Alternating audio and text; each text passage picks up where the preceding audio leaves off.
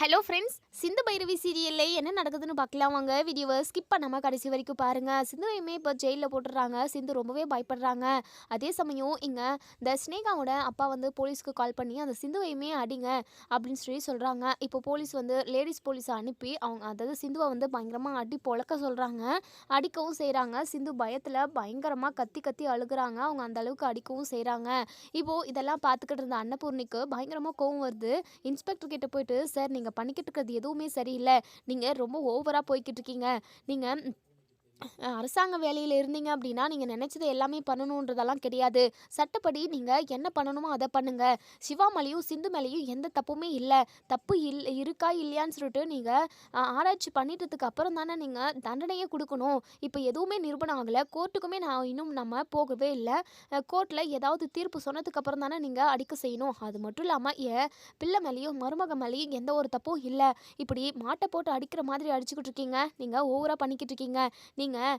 இப்படி பண்ணுறதுக்கு எல்லாத்துக்குமா சேர்த்து ஒட்டுமொத்தமாக நீங்கள் அனுபவிக்க போகிறீங்க அப்படின்னு சொல்லிட்டு நம்ம அன்னபூர்ணி வந்து சொல்கிறாங்க. இப்போ அந்த போலீஸ் இருந்துட்டு, இங்கே பாருங்கம்மா, தேவையில்லாமல் இங்கே கரோ முரோன்னு கத்திக்கிட்டு இருக்காதீங்க. தயவு செஞ்சு வெளியே போகிறீங்களா? எங்களோட வேலையை நீங்கள் பார்க்க விடுங்க. சார், உங்களோட வேலை அப்போது அடிக்கிறது தானா?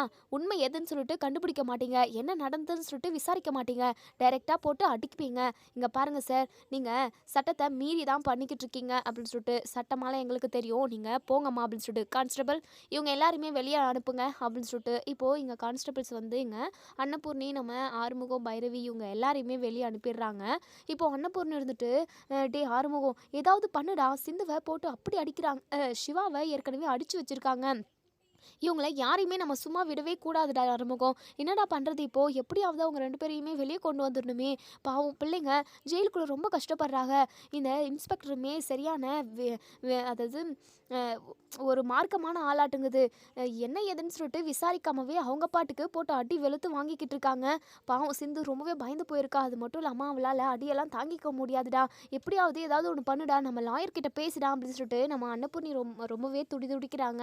இப்போ ஆறுமுகம் இருந்துட்டு, அம்மா நீங்கள் கவலைப்படாதீங்கம்மா, கண்டிப்பாக இன்னும் ஒரே ஒரு ½ அன் ஹவரில் அவங்க 2 பேரையுமே நான் ஜாமீனில் வெளியே எடுத்துறேன். லாயருக்குமே நான் கால் பண்ணி இன்ஃபார்ம் பண்ணிவிட்டு அவங்க வந்துக்கிட்டு இருக்காங்க அப்படின்னு சொல்லிட்டு, உடனே நம்ம அன்னபூர்ணி இருந்துட்டு, பைரவி அதான் உன் ஃப்ரெண்டு சஞ்சய் போலீஸாக தானே இருக்காரு, அவர் வந்து இவங்கக்கிட்ட பேசினாங்க அப்படின்னா நாளைக்கு கோர்ட்டு போகிற வரைக்குமே அதாவது அடிக்காமலாச்சு இருப்பாங்கள்ல, நீ சஞ்சய்க்கு கால் பண்ணி இங்கே வர சொல்லுமா அப்படின்னு சொல்லிட்டு, ஆமாத்த நான் இங்கே நடக்கிற பிரச்சனை இல்லை, நான் இதெல்லாம் மறந்தே போயிட்டேன், சிந்து ரொம்ப பாவம், அவளை எப்படியாவது வெளியே கொண்டு வந்துடணும் அப்படின்னு சொல்லிட்டு நம்ம பைரவியுமே இப்போ சஞ்சய்க்கு கால் பண்ணி வர சொல்கிறாங்க. சஞ்சய் கிட்ட விஷயத்த சொன்னதுமே கிளம்பி உடனே வராங்க. உடனே இங்கே நம்ம பைரவி இருந்துட்டு, சஞ்சய் ப்ளீஸ் சஞ்சய், எப்படியாவது அந்த போலீஸ்கிட்ட பேசி சிந்துவையும் சிவாவையும் அடிக்க விடாமல் பண்ணுங்க, நாளைக்கு கோர்ட்டில் தான் பார்த்துக்கணுன்ற மாதிரி போலீஸ் சொல்கிறாங்க. சரி, கோர்ட்டில் கூட நம்ம பார்த்துக்கலாம், எப்படியாவது ஜாமீனில் வெளியே வந்துடலாம். ஜாமீன்ன்றதை விட அவங்க மேலே எந்த ஒரு தப்புமே இல்லை, அவங்க மேலே தப்பு இல்லை அப்படின்றத நம்ம நிரூபித்து அவங்கள வெளியே கொண்டு வந்துடணும். அதுக்கு நம்ம நாளைக்கு தான் கோர்ட்டுக்கு போக போகிறோம். ஆனால் அது வரைக்கும் அந்த போலீஸ் வந்து சிந்துவையும் சிவாவையும் அடிக்காமல் இருக்கணும். அதுக்கு மட்டும் ஏதாவது பண்ணுங்க சஞ்சய் அப்படின்னு சொல்லிட்டு, சஞ்சய் இருந்துட்டு, நீங்கள் கவலைப்படாதீங்க பைரவி, நான் எல்லாமே அங்கே பேசிக்கிறேன் அப்படின்னு சொல்லிட்டு, இப்போது சஞ்சய் வந்து அந்த இன்ஸ்பெக்டர்கிட்ட போயிட்டு, என்ன சார், நீங்கள் கைதிங்களை எப்படி அடிக்கலாம், அவங்க மேலே தப்பு இருக்கா இல்லையான்னு சொல்லிட்டு உறுதியாகிறதுக்கு முன்னாடி நீங்கள் எதுக்காக இப்படி சட்டத்தை கையில் எடுக்கிறீங்க? நீங்கள் போலீஸ் வேலையில் இருந்தால் என்ன வேணாலும் பண்ணலான்னெல்லாம் கிடையாது, சட்டத்தை மீறி எதுக்காக செயல்பட்டுக்கிட்டு இருக்கீங்க அப்படின்னு சொல்லிட்டு இங்கே நம்ம சஞ்சய் வந்து பயங்கர கோவமாக கேட்குறாங்க. அந்த இன்ஸ்பெக்டருக்கே கொஞ்சம் பயமாக தான் இருக்குது. அது வந்து, சார் போலீஸவே அந்த சிவா அடிச்சுட்டாங்க சார், அதனால தான் போட்டு அடித்தோம் அப்படின்னு சொல்லிட்டு, சரி அவர் அடிச்சிட்டாங்க ஒரு காரணம் சொல்கிறீங்க, அப்போது சிந்து என்ன பண்ணாங்க, ஒரு பொம்பளைன்னு கூட பார்க்காம நீங்கள் எதுக்காக இப்படி போட்டு அடிக்கிறீங்க, கொஞ்சமாவது மனுஷன் தன்மையாக நடந்துக்கோங்க அப்படின்னு சொல்லிட்டு இப்போது சஞ்சய் வந்து பயங்கரமாக திட்டுறாங்க. கோர்ட்டில் போயிட்டு கேஸ் முடிவுக்கு வர வரைக்கும் நீங்கள் அவங்க மேலே கையை வைக்கக்கூடாது, அப்படி வச்சிங்கன்னா நடவடிக்கை வேறு மாதிரி இருக்கும், இந்த சஞ்சயை பற்றி உங்களுக்கு தெரியும்ல அப்படின்னு சொல்லிட்டு சஞ்சய் வந்து அந்த இன்ஸ்பெக்டர்கிட்ட சொல்கிறாங்க. அந்த இன்ஸ்பெக்டர் இருந்துட்டு, சார் இனிமே எங்களோட விரல் கூட அவங்க மேலே படாது, நீங்கள் கவலைப்படாதீங்க, நாளைக்கு கோர்ட்டில் என்ன சொல்கிறாங்கன்னு பார்த்துக்கிட்டு அதுக்கப்புறம் அவங்களுக்கான தண்டனை கொடுத்துக்கலாம், சாரி சார், இதை பெரிய இஷ்யூ ஆக்காதீங்க அப்படின்னு சொல்லிட்டு அதுக்கப்புறம் இங்கே சஞ்சய் வந்து பயங்கரமாக அந்த இன்ஸ்பெக்டர் திட்டிட்டு வெளியே வந்துடுறாங்க. வெளியே வந்த உடனே நம்ம பைரவி இருந்துட்டு, அ "சஞ்சய் என்ன சொன்னாங்க?" அப்படின்னு சொல்லிட்டு, "பைரவி நீங்க இனிமே சிந்துவையும், சிவாவையும் நினச்சி கவலைப்படவே வேண்டாம். நான் அந்த இன்ஸ்பெக்டர மிரட்டிட்டு தான் வந்திருக்கேன். கண்டிப்பா நாளைக்கு வரைக்கும் அவங்க மேல சின்ன ஒரு துரும்பு கூட விழாது. அந்த அளவுக்கு அவங்க இப்போ பயந்து போய் தான் இருக்காங்க. நான் மிரட்டிட்டு தான் வந்திருக்கேன். நீங்க பயப்படாதீங்க. கண்டிப்பா நாளைக்கு கோர்ட்ல நம்ம பேசி இவங்க பக்கம் உள்ள நியாயத்த சொல்லி கண்டிப்பாக சிவாவையும் சிந்தைவையும் நம்ம வெளியே கொண்டு வந்துடலாம். எந்த பிரச்சனையும் இல்லை, நீங்கள் பயப்படாதீங்க அப்படின்னு சொல்லிட்டு இப்போ தான் நம்ம அன்னபூர்ணிக்கு ரொம்பவே ரிலாக்ஸாக இருக்குது. தம்பி எங்கள் வீட்டில் எத்தனையோ பிரச்சனை வந்திருக்கு, எல்லா பிரச்சனைக்குமே முன்னாடி நின்று நீங்கள் தான் தம்பி அதை தீர்த்து வைக்கிறீங்க. இப்பயும் எப்படியாவது சிந்துவையும் சிவாவையும் வெளியே கொண்டு வரதுக்கான வேலையை நீங்கள் தான் செய்யணும், உங்களால் தான் கண்டிப்பாக முடியும் அப்படின்னு சொல்லிட்டு கவலைப்படாதீங்கம்மா, கண்டிப்பாக அவங்க 2 பேரையும் வெளியே கொண்டு வந்துடலாம். அதுக்கான முயற்சி எல்லாமே நான் எடுக்கிறேன். அது மட்டும் இல்லாமல் என்ன நடந்தது ஹாஸ்பிட்டலில் அப்படின்றத டீட்டெயிலாக எனக்கு தெரியணும் அப்படின்னு சொல்லிட்டு இப்போது பைரவி வந்து நடந்த எல்லாத்தையுமே சொல்கிறாங்க. சிந்து வந்து டெலிவரி பார்த்த விஷயம், அந்த குழந்தைய எடுத்த விஷயம், பனிக்கூடம் உடஞ்சதுனால தான் சீக்கிரமாகவே டெலிவரி பார்க்கணுன்றதுக்காக பாட்டியை கூட்டிகிட்டு வந்த விஷயம்னு சொல்லிட்டு ஒட்டுமொத்த விஷயத்தையுமே சொல்கிறாங்க. அந்த இன்சிடென்ட் நடந்தப்போ நம்ம சிவா வந்து ஏலகிரிக்கு போன விஷயம்னு சொல்லிட்டு ஒட்டுமொத்த விஷயத்தையுமே சொல்கிறாங்க. சஞ்சய் வந்து பயங்கரமாக யோசிக்கிறாங்க. நீங்கள் கவலையப்படாதீங்க, டெலிவரி ஆச்சுல்ல, அவங்க ஃபேமிலி எல்லாரையுமே நாளைக்கு கோர்ட்டுக்கு வர சொல்லிடுங்க. அங்கே வச்சு நம்ம பார்த்துக்கலாம், ஒரு பிரச்சனையும் இல்லை. இவங்க அதாவது சிந்து வந்து டெலிவரி பார்த்துருக்காங்க அப்படின்னா அந்த டெலிவரி பார்த்த லேடிக்கோ இல்லை குழந்தைக்கோ ஏதாவது ஆயிருந்தால் தான் ரொம்பவே கிரிட்டிக்கல். அது மட்டும் இல்லாமல் ஹாஸ்பிட்டலில் டாக்டர்ஸ் யாருமே இல்லாததுனால தான் ரொம்ப சீரியஸான கண்டிஷனல் இருக்கிறதுனால தான் சிந்து வந்து டெலிவரி பார்த்துருக்காங்க. பக்கத்தில் கவர்மெண்ட் ஹாஸ்பிட்டலுக்கு நீங்கள் கூட்டிகிட்டு போயிருந்துக்கலாம்ல அப்படின்ற மாதிரி கூட ஒரு கொஷின் வந்து எழும். ஆனால் பனிக்கூடம் உடஞ்ச உடனே கண்டிப்பாக குழந்தைய வெளியே எடுக்கணுன்றது எல்லாருக்குமே தெரியும். நெக்ஸ்ட் ஹாஸ்பிட்டல் வந்து ஷிஃப்ட் பண்ணுறதுக்குள்ளவே கண்டிப்பாக அவங்க 2 பேருக்குள்ளே அதாவது 2 பேருக்கு உயிருக்கு ஆபத்துக்கு கூட வரத்துக்கு நிறைய சான்ஸ் இருந்திருக்கு. கரெக்டான டைமில் சிந்து வந்து டெலிவரி பார்த்து குழந்தையையும் அம்மாவையும் காப்பாற்றிருக்காங்க. கண்டிப்பாக அவங்க 2 பேருக்கும் எந்த தண்டனையுமே கிடைக்காது அப்படின்னு சொல்லிட்டு உடனே நம்ம பைரவி இருந்துட்டு, அது மட்டும் இல்லாமல் சிவாவோட ஹாஸ்பிட்டலில் சீல் வச்சுட்டாங்க. நீங்கள் கவலைப்படாதீங்க, இவங்க மேலே தப்பு இல்லைன்னு சொல்லிட்டு நம்ம ப்ரூவ் பண்ணிட்டோம் அப்படின்னா கண்டிப்பாக ஹாஸ்பிட்டலையுமே நம்ம ஓப்பன் பண்ணிடலாம் அப்படின்ற மாதிரி இங்க சஞ்சய் வந்து சொல்கிறாங்க. இப்போ தான் நம்ம அன்னபூர்ணிக்குமே ரொம்ப ரிலாக்ஸாக இருக்குது. உடனே பைரவி இருந்துட்டு, சஞ்சய் ரொம்ப தேங்க்ஸ் சஞ்சய், கூப்பிட்ட உடனே வந்த உன் வேலையெல்லாம் விட்டுட்டு. இருக்கட்டும் விடு பைரவி, உனக்காக தான் செஞ்சேன், உனக்காக நான் என்ன வேணாலும் செய்கிறதுக்கு தயாராக இருக்கேன் அப்படின்னு சொல்லிட்டு. ஆனால் ஆறுமுகத்துக்கு இங்கே பயங்கரமாக கடுப்பாகுது. ஏதோ குடும்பத்துக்காக நல்லது செய்கிறான் தான், இருந்தாலும் இந்த நல்லது செய்கிறது எல்லாத்துக்கும் பின்னாடிக்கு காரணம் இருக்கிறது வந்து நம்ம பைரவிக்காக தான் எல்லாத்தையுமே இவன் செய்கிறான். இல்லைனா இவன் மட்டும் நமக்காக கூட்டதும் வந்துடுவானா என்ன, எல்லா போலீஸ் மாதிரியும் இவனும் அப்படி தான் இருப்பான் அப்படின்ற மாதிரி நம்ம ஆறுமுகம் மனசுக்குள்ளேயே நினைக்கிறாங்க. எப்படியோ ஒன்று சிவாவும் சிந்துவும் வெளியே வந்தாங்க அப்படின்னா அதுவே போதுன்ற மாதிரி தான் நம்ம ஆறுமுகமுமே நினைக்கிறாங்க. இப்போது இங்கே மகா இருந்துட்டு, இங்கே பாருங்கக்கா, சிவாவும் சிவா மட்டும் வெளியே வராமல் இருக்கட்டும், அந்த சிந்து வீட்டுக்குள்ளேயே வரக்கூடாது, அவளால் தான் நம்ம இந்த அளவுக்கு இங்கே வந்து நின்றுக்கிட்டு இருக்கோம் அப்படின்னு சொல்லிட்டு மகா சொல்லவும் பைரவி இருந்துட்டு, போதும் நிறுத்துங்க அத்தை, நீங்கள் சிந்துவவே குறை சொல்லிக்கிட்டு இருக்காதீங்க, சிந்து 2 உயிரை காப்பாற்றிருக்கா, அதுக்காக யாருமே நீங்கள் பேசவே மாட்டேங்கிறீங்கள, நீங்கள் எப்படியாவது சிந்துவை நீங்கள் வீட்டை விட்டு துரத்தணும், சிந்து மேலே தான் நீங்கள் குறிக்கோளாக இருக்கீங்க, அவளை எப்படியாவது வீட்டை விட்டு துரத்தணுன்றதுக்காக. இங்கே பாருங்கள், தேவையில்லாமல் சிந்துவை பற்றி எதுவும் பேசிக்கிட்டு இருக்காதீங்க அப்படின்னு சொல்லிட்டு கோவப்படுறாங்க. அக்கா, இந்த பைரவி சிந்தும் இருக்கிற வரைக்கும் கண்டிப்பாக நம்ம வீடு உருப்படாது, ஆறுமுகமும் சிவாவும் கண்டிப்பாக சந்தோஷமாக வாழவே முடியாது. ஏன்னா இவங்க வாழவும் விட மாட்டாளுங்க, இவங்க சரியில்லைக்கா, இவங்க எப்போ நம்ம வீட்டில் காலடி எடுத்து வச்சாங்களோ அப்போவே முடிஞ்சிச்சு, நம்ம வீட்டுக்கு கெட்ட நேரம் நெருங்கிருச்சுக்கா, அதனால தான் இப்போது அதுதான் பிடிச்சி நம்ம வீட்டவே ஆட்டுன்னு ஆட்டிக்கிட்டு இருக்கு. இவங்க வந்ததுக்கப்புறம் எத்தனை பிரச்சனை வந்துச்சு உங்களுக்கே தெரியும்லக்கா அப்படின்னு சொல்லிட்டு உடனே அன்னபூர்ணி இருந்துட்டு, இங்கே பாரு மகா, எதுக்காக தேவையில்லாமல் பேசிக்கிட்டு இருக்க, இப்போதைக்கு நம்ம சிந்துவையும் சிவாவையும் வெளியே கொண்டு வந்துடணும், அதுக்கான வேலையை மட்டும் நம்ம பார்ப்போம். அது மட்டும் இல்லாமல் சிந்து வந்து அதாவது டெலிவரி பார்த்தாங்க இல்லையா, அந்த ஃபேமிலி கிட்ட போயிட்டு நம்ம பேசிட்டு வரணும் அப்படின்னு சொல்லிட்டு சொல்கிறாங்க. பைரவி இருந்துட்டு, அத்தை நீங்கள் நான் ஆறுமுகம் நம்ம 3 பேருமே அவங்க வீட்டுக்கு போயிட்டு பேசிட்டு வந்துடுவோம், அவங்களோட வீடு கூட எங்கே இருக்குன்னு எனக்கு தெரியும் அப்படின்னு சொல்லிட்டு இப்போது இவங்க 3 பேருமா போயிட்டு அந்த லேடியோட வீட்டுக்கு போகிறாங்க. அம்மா, நீங்களும் குழந்தைங்களும் இப்போ நல்லா இருக்கீங்களா அப்படின்னு சொல்லிட்டு அன்னபூர்ணி கேட்கவும், என் பொண்ணும் என் பேத்தியும் ரொம்ப ரொம்ப நல்லா இருக்காங்க, எல்லாம் சிந்துவால் தான், சிந்து மட்டும் இல்லை அப்படின்னா கண்டிப்பாக கண்டிப்பாக என் புள்ளையும் என் பேத்தியும் நாங்கள் கண்ணில் பார்த்துருக்க முடியுமான்னு கூட தெரியல. அந்த ஸ்னேகாவோட ஹாஸ்பிட்டலுக்கு போனப்போ அவள் எங்ககிட்டேருந்து எப்படியாவது பணம் பறிக்கணுன்றதுக்காக நார்மல் டெலிவரி ஆக வேண்டியதை சிசரிங் பண்ணி எடுத்தாகணும். அது மட்டும் இல்லாமல் 5 லட்ச ரூபாய் எங்ககிட்ட கட்ட சொல்லி கேட்டாங்க. அந்தளவுக்கு நாங்கள் வசதியாகவும் இல்லைம்மா அப்படின்னு சொல்லிட்டு சொல்லவும், இதை கேட்ட பைரவியும் அன்னபூர்ணியும் பயங்கரமாக அதிர்ச்சி ஆகுறாங்க. என்ன சொல்கிறீங்க அப்படின்னு சொல்லிட்டு. ஆமாங்கம்மா, சிந்துவோட அதாவது அன்னபூர்ணி ஹாஸ்பிட்டலுக்கு வரத்துக்கு முன்னாடி நாங்கள் ஸ்னேகாவோட ஹாஸ்பிட்டலுக்கு தான் போயிருந்தோம். கண்டிப்பாக இது நார்மல் டெலிவரி ஆகவே ஆகாது, ஆகிறதுக்கு வாய்ப்பும் இல்லை.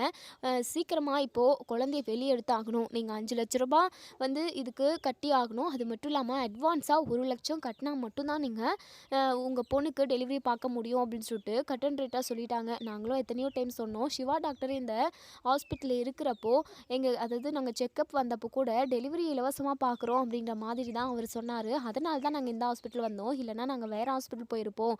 நீங்கள் இம்புட்டு பணம் கேட்குறீங்களே, கொஞ்சமாவது மனசாட்சி இல்லையா? என் பொண்ணு வழியில் துடிச்சிக்கிட்டு இருக்கா, தயவு செஞ்சு இப்போதைக்கு ட்ரீட்மெண்ட் பாருங்கள், அப்புறம் எது ஒன்றும் பார்த்துக்கலாம். ஆனால் எங்ககிட்ட அந்தளவுக்கு பணம் இல்லை அப்படின்னு சொல்லிட்டு இங்கே நம்ம அதாவது அவங்க சொல்லியிருப்பாங்க. ஸ்னேகா இல்லை, நீங்கள் பணத்தை கட்டினா மட்டும்தான் நீங்கள் இந்த ஹாஸ்பிட்டலில் டெலிவரி பார்த்துக்க முடியும், இல்லைனா கண்டிப்பாக டெலிவரி பார்க்க முடியாது அப்படின்னு சொல்லிட்டு எங்களை வெளியே அனுப்பிட்டாங்கம்மா. என் பொண்ணு வழியில் துடிச்சிக்கிட்டு இருக்காளேன்னு சொல்லிட்டு கொஞ்சம் கூட மனசு இறங்கவே இல்லை. அவளும் ஒரு பொண்ணு தானே, கண்டிப்பாக அவளுக்கும் ஒரு நாள் அந்த ஒரு வழி வரும்ல, அன்றைக்கு தெரியும். அதுக்கப்புறம் நாங்கள் எல்லாருமே ரொம்பவே பயந்துக்கிட்டு அன்னபூர்ணி ஹாஸ்பிட்டலுக்கு தான் வந்தோம். அப்போ தான் அங்கே வந்தால் டாக்டர்ஸ் யாருமே இல்லை அப்படின்னு சொல்லிட்டு சிந்து தான் சொன்னாங்க. சிந்து பொண்ணு மட்டும் இல்லாமல் இருந்திருந்தா என் பொண்ணோட நிலமை என்ன ஆயிருக்குமோ, ரொம்பவே பயமாக இருக்குது. அதை நினச்சி கூட பார்க்க முடியல. எப்படியோ சிந்து என் பொண்ணுக்கு பிரசவம் பார்த்துட்டா, அவளால் தான் நாங்கள் இப்போது சந்தோஷமாக இருக்கோம் அப்படின்னு சொல்லிட்டு இங்கே நம்ம அதாவது அந்த லேடியோட அதாவது டெலிவரி பார்த்தாங்க இல்லையா, அந்த டெலிவரி ஆச்சுலேயே அவங்க அம்மா சொல்கிறாங்க. இதெல்லாம் கேட்டு அன்னபூர்ணி பயங்கரமாக அதிர்ச்சி ஆகுறாங்க. அந்த ஸ்னேகாவுக்கு பணம் தான் முக்கியம் போல், உயிரை விட பணம் பெருசாக என்ன. ஆனால் அந்த ஸ்னேகா 5 லட்ச ரூபா கேட்டிருக்கா. அது மட்டும் இல்லாமல் சிந்து நார்மலாக டெலிவரி பார்த்துருக்கா. ஆனால் நார்மலாக ஆக வேண்டிய டெலிவரியை சிசரிங் தான் பண்ணி குழந்தை எடுத்தாகணும், 5 லட்ச ரூபா கட்டுங்கன்னு சொல்லிட்டு பணத்துக்காக எப்படியெல்லாம் ட்ராமா பண்ணியிருக்காங்க பார்த்தியா. உயிரோட விளையாடி இருக்காங்க.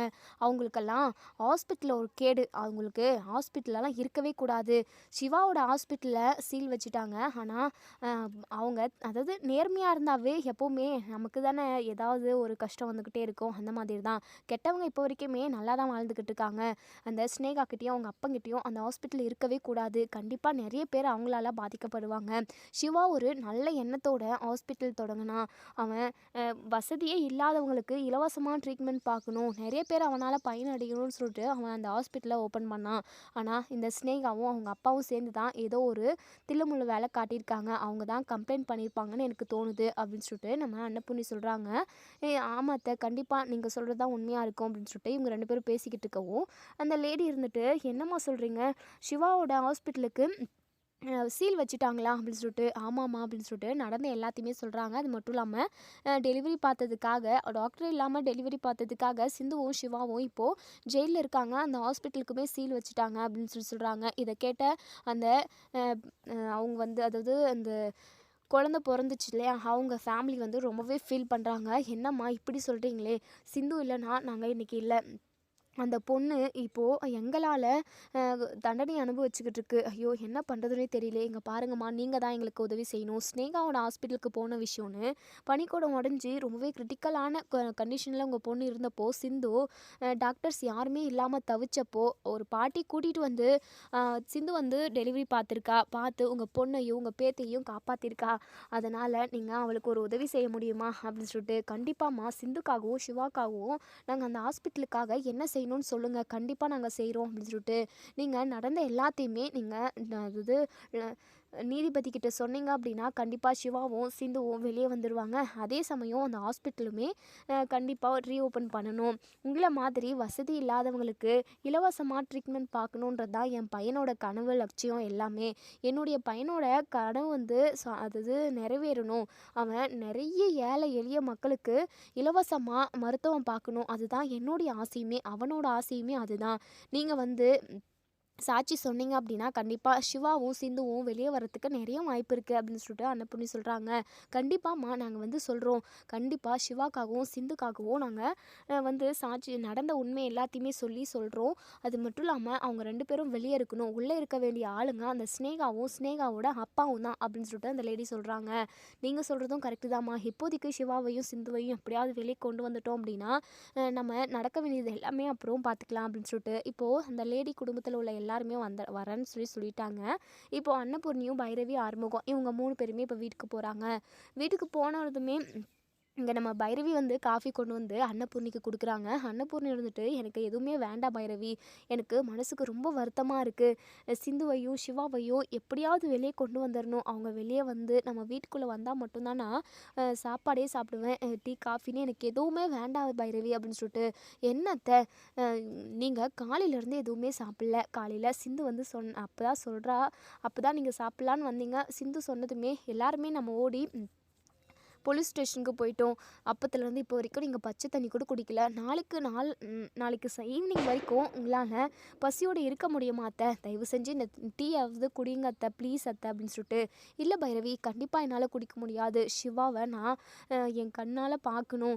அவனை பார்க்குறதுக்கே அவ்வளோ ஒரு மனசு கஷ்டமாக இருந்தது. அவன் எப்படி இருக்க வேண்டிய ஆள், அவனோட நல்ல மனசுக்கும் நல்ல குணத்துக்கும் அவன் எப்படியோ இருக்க வேண்டிய ஆள். ஆனால் இப்போது ஜெயிலுக்குள்ளே இருக்கான். எல்லாத்துக்கும் காரணம் அந்த ஸ்னேகாவும் அவங்க அப்பாவும் தான். அவங்க 2 பேருக்கும் கண்டிப்பாக ஏதாவது ஒரு பாடத்தை நம்ம புகட்டியே ஆகணும். எப்படியாவது சிவாவை நம்ம வீட்டுக்கு கூட்டிகிட்டு வரணும். அப்போ தான் பைரவி எனக்கு மனசுக்கு நிம்மதியாகவும் ஆறுதலாகவும் இருக்கும் அப்படின்னு சொல்லிட்டு நம்ம அன்னபூர்ணி வந்து சொல்கிறாங்க. இப்போது இங்கே பைரவி இருந்துட்டு அத்தை கண்டிப்பாக அவங்க 2 பேரையும் வெளியே கொண்டு வந்துடலாம். தயவு செஞ்சு நீங்கள் ஏதாவது சாப்பிடுங்க அத்தை, ப்ளீஸ் அத்தை, நான் சொல்கிறத கேளுங்க அத்தை அப்படின்னு சொல்லிட்டு ஒரு வழியாக நம்ம அன்னபூர்ணியை டீ குடிக்க வச்சிடுறாங்க. மகாவுக்கு பயங்கர கடுப்பாக இருக்குது. பைரவியை பார்த்து முறைச்சிக்கிட்டே இருக்காங்க. இந்த சிந்துவும் பைரவியும் இருக்கிறதுனால தான் குடும்பமே சரியில்லை. இவங்களால ஏதாவது ஒரு பிரச்சனை வந்துக்கிட்டே இருக்குது. இந்த சிந்து மட்டும் வெளியே வரட்டும். சிவா வெளியே வந்தான் அப்படின்னா கண்டிப்பாக அந்த சிந்துவை வீட்டை விட்டு வெளியே துரத்திட்டு சிவாவுக்கு இன்னொரு கல்யாணத்தை பண்ணி வச்சிடணும். என்னுடைய மருமக என் பேச்சை கேட்டு நான் என்னெல்லாம் சொல்கிறேனோ அதை நான் கேட்கணும். அந்த மாதிரி ஒரு பொண்ணை பார்த்து நம்ம சிவாவுக்கு கல்யாணம் பண்ணி வச்சிடணும். இந்த சிந்து ஏமாத்திக்காரி, சிவாவை ஏமாற்றி கல்யாணம் பண்ணிட்டு வந்தவ.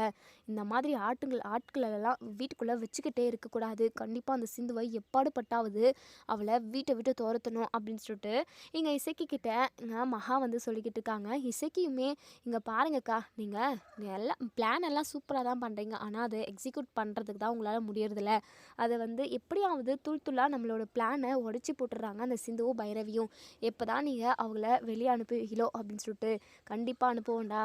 2 பேரையும் வெளியே துரத்திட்டு என் அன்னபூர்ணி அக்கா கிட்டேருந்து எல்லா சொத்தையுமே ஏமாற்றி நான் வாங்க தாண்டா போகிறேன். அது வரைக்கும் எனக்கு தூக்கமே வராது அப்படின்ற மாதிரி. இப்போது மறுநாள் ஆகுது. காலையிலே இங்கே நம்ம பைரவி வந்து அந்த பிரசவம் வந்து ஆச்சு இல்லையா, அந்த லேடியோட ஃபேமிலிக்கு கால் பண்ணி நீங்கள் 10 o'clock வந்துடுங்க அப்படின்னு சொல்லிட்டு ஃபோனை வச்சிடுறாங்க. இப்போது நம்ம அன்னபூர்ணிமே பைரவி ரெடியாகி கிளம்பி வாமா அப்படின்னு சொல்லிட்டு. இருங்க அத்தை, 8 மணி தான் ஆகுது. அங்கே 10 o'clock தான் கண்டிப்பாக ஜட்ஜ் எல்லாம் வருவாங்க. எல்லாருமே வந்து சேருவாங்க. அப்போ தான் கோர்ட்டில் தீர்ப்புமே சொல்கிறதுக்கு ஆரம்பிப்பாங்க. நீங்கள் அவசரப்படாதீங்க அத்தை, நம்ம போனாலுமே அங்கே உட்காண்ட்டு தான் இருக்கணும். இல்லை பைரவி, சீக்கிரமாக வா, நம்ம முன்னாடியே போனோம் அப்படின்னா சிவாவையும் சிந்துவையும் பார்ப்போம்ல, சிந்து வேற பயந்து போய் இருப்பா அப்படின்னு சொல்லிட்டு. மகா இருந்துட்டு ஆமாம் அவளுக்கு ரொம்ப பயம். அதான் டாக்டரே இல்லாமல் டெலிவரி பார்த்துருக்காளே, அவளுக்கு பயம்னு சொல்கிறீங்களாக்கா? அவள் எல்லாரையுமே ஒரே அடியாக முழுங்கிட்டு போயிடுவா. அவள் மலைப்பாம்புக்கா அப்படின்னு சொல்லிட்டு மகா, என்ன மகா, ஏன் நீ இப்படியெல்லாம் பேசிக்கிட்டு இருக்க? கொஞ்சமாவது உனக்கு மனசாட்சி இருக்கா? ஏன் நீ சிந்துவை எப்படி எந்த வழியாவது அவளை குறை சொல்லிக்கிட்டே இருக்கணும், அவளை வீட்டை விட்டு துரத்தணும்னு சொல்லிட்டு நினச்சிக்கிட்டே இருக்க? எந்த பிரச்சனை வந்தாலும் சரி, அது ஏதோ யதார்த்தமாக தான் வருது. ஆனால் சிந்து தான் இதுக்கு காரணம், சிந்துவை வீட்டை விட்டு வெளியே அனுப்பிடலான்னு சொல்லிட்டு எப்போ பாரு சொல்லிக்கிட்டே இருக்க மகா. தயவு செஞ்சு உன்னுடைய மனசை நீ மாற்றிக்கோ. சிந்துவும் பைரவியும் இந்த வீட்டில் இருக்கிறதுனால தான் இந்த குடும்பமாக இருக்குது. குடும்பத்துக்கு லட்சணமாகவும் இருக்குது. தேவையில்லாமல் அவங்க 2 பேரை பற்றி பேசி என்கிட்ட வாங்கி கட்டிக்காத மகா. நான் நல்ல விதமாக சொல்கிறேன் அப்படின்னு சொல்லிட்டு அன்னபூர்ணி கிளம்பிடுறாங்க. இப்போ உசிக்கு இருந்துட்டு என்னக்கா இப்படி அவமானப்படுறிய அப்படின்னு சொல்லிட்டு. சரி விடுடா ஒரு காரியத்தை சாதிக்கணும் அப்படின்னா கண்டிப்பாக அவமானங்கள் தோல்விகள்னு கண்டிப்பாக நிறைய வரதான் செய்யும். அதெல்லாம் நம்ம எதிர்கொள்ளனா தானே நம்ம நினச்சதை அடைய முடியும் அப்படின்னு சொல்லிட்டு நல்லா சமாளிச்சுக்கிற காணி அப்படின்னு சொல்லிட்டு இப்போ எல்லாருமே கோர்ட்டுக்கு கிளம்பி போகிறாங்க. சஞ்சயுமே வராங்க. இப்போ கோர்ட்டில் நம்ம சஞ்சய் இருந்துட்டு நாங்கள் சிவா டாக்டர் மேலே எந்த ஒரு தப்புமே இல்லை. அவர் இந்த டெலிவரி நடக்கிறப்போ ஊர்லேயுமே இல்லை, ஹாஸ்பிட்டல்லையுமே இல்லை, ஏலகிரி கேம்புக்கு போயிருந்தார். அது மட்டும் இல்லாமல் ரொம்பவே கிரிட்டிக்கலான கண்டிஷனில் இருந்தப்போ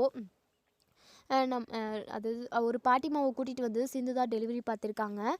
அவங்க வந்து 2 உயிரையுமே காப்பாற்றிருக்காங்க. அவங்க ஒரு நல்லது தான் செஞ்சுருக்காங்க. அது மட்டும் இல்லாமல் பனிக்கூடமும் உடஞ்சிருக்கு.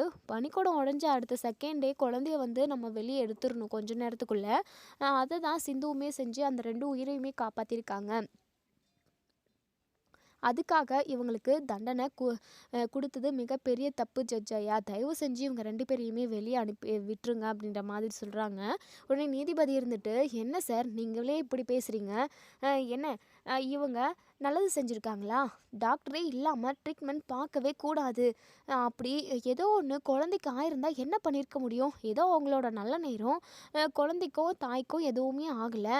டாக்டரே இல்லாதப்போ ட்ரீட்மெண்ட் பார்க்கக்கூடாதுல்ல. பக்கத்துள்ள கவர்மெண்ட் ஹாஸ்பிட்டலுக்கு கூட ஷிஃப்ட் பண்ணியிருக்கலாம்ல அப்படின்னு சொல்லிட்டு இப்போது இங்கே நம்ம சிவா இருந்துட்டு, மேடம் நீங்கள் சொல்கிறதுமே கரெக்டு தான். ஆனால் அந்த கண்டிஷனில் அவங்க இல்லை. பனிக்கூடம் உடைஞ்சு ரொம்ப நேரம் ஆயிட்டிருக்கு. அது மட்டும் இல்லாமல் ஸ்னேகா இங்கே பாருங்கள் சிவா டாக்டர், நீங்கள் வந்து பேசாதீங்க. உங்களோட ஹாஸ்பிட்டலுக்கு சாதகமாக தான் நீங்கள் பேசுவீங்க.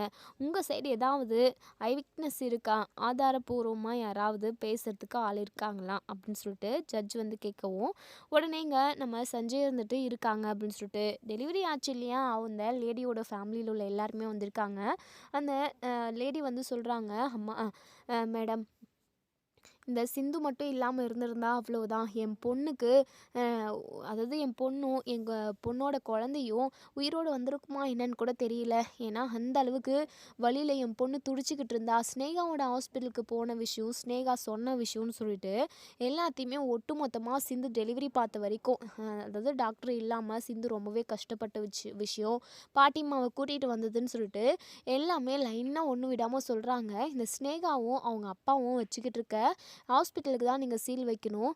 அதாவது நார்மல் டெலிவரி ஆக வேண்டியதை சிசரிங் தான் பண்ணி எடுக்கணும் அப்படின்னு சொல்லிட்டு எங்ககிட்ட பணம் பிடுங்கிறதுக்காக இப்படியெல்லாம் சொல்லிட்டாங்க. என் பொண்ணு வழியில் துடிச்சிக்கிட்டு இருக்கா, பணத்தை கட்டினா தான் நாங்கள் டெலிவரியே பார்ப்போம் அப்படின்னு சொல்லிட்டு மனசாட்சி இல்லாமல் பேசினாங்க. அந்தளவுக்கு நாங்கள் வசதியுமே இல்லை. அதுக்கப்புறம் தான் நாங்கள் சிந்துவோட ஹாஸ்பிட்டலுக்கு வந்தோம். அந்த பொண்ணு தான் டாக்டர் இல்லாமல் ரொம்பவே கஷ்டப்பட்டுச்சு. நாங்களும் பயந்துக்கிட்டே இருந்தோம். ஒரு பாட்டிமாவை கூட்டிகிட்டு வந்து கரெக்டான டைமுக்கு நார்மலாக பிரசவம் பார்த்துச்சு.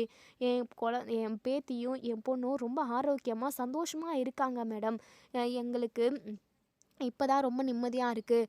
அது ஒரு வேளை நாங்கள் ரொம்ப பணக்காராக இருந்திருந்தோம் அப்படின்னா கண்டிப்பாக ஸ்னேகா சொன்ன மாதிரி நாங்கள் பணத்தை கட்டிட்டு 5,00,000 பணத்தை கட்டிட்டு அதுவும் நார்மலாக ஆக வேண்டியதை சிசரிங் பண்ணி எடுத்திருப்பாங்க குழந்தைய. இப்படி பணத்தை பிடுங்கிறதுக்காக ஹாஸ்பிட்டலை வச்சு நடத்திக்கிட்டு இருக்காங்க. தயவு செஞ்சு அந்த ஹாஸ்பிட்டலுக்கு சீல் வச்சுட்டு சிவா டாக்டரோட ஹாஸ்பிட்டலை ரீஓப்பன் பண்ணுங்க.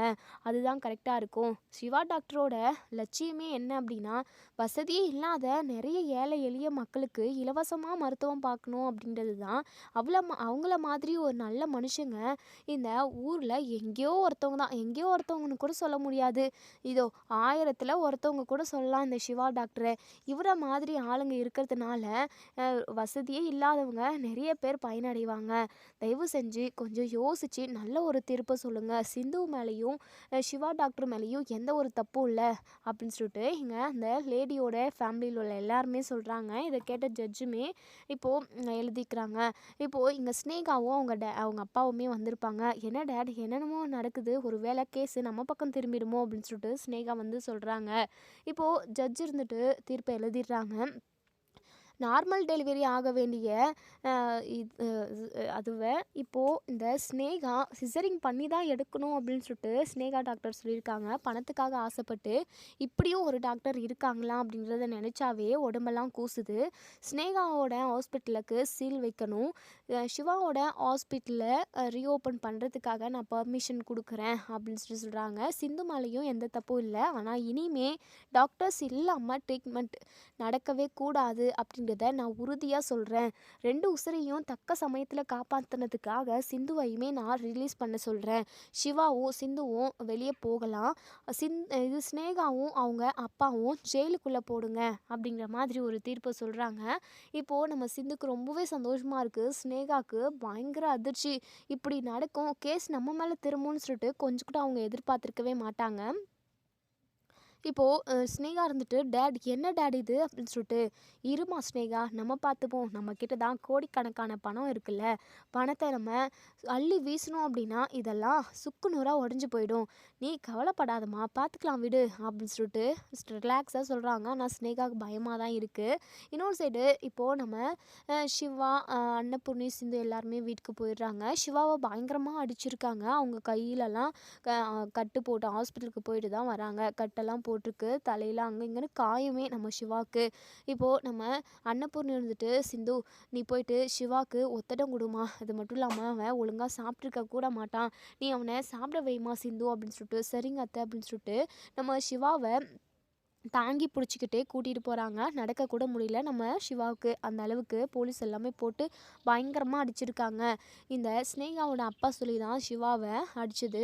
ரொம்பவே அடித்ததுனால அவங்களால நடக்கக்கூட முடியல. இதோட இந்த ரிவ்யூ முடியுது. இதுக்கப்புறம் என்ன நடந்து சொல்லி வெயிட் பண்ணி பார்ப்போம் ஃப்ரெண்ட்ஸ். தேங்க்யூ.